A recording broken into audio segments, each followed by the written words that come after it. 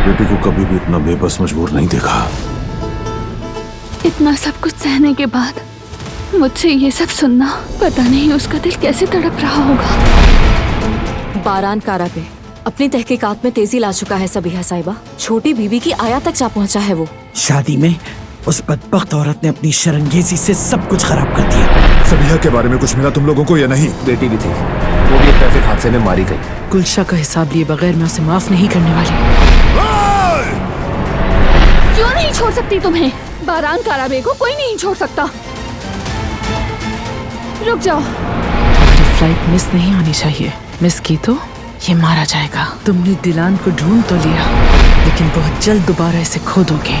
मैंने छोड़ दिया है तुम्हें। उस औरत को इनकी कीमत चुकानी पड़ेगी। मैं एक एक आंसू का हिसाब लूंगा। वो कहानियाँ अधूरी जो न हो सकेगी पूरी, उन्हें मैं भी क्यों सुनाऊं, उन्हें तुम भी क्यों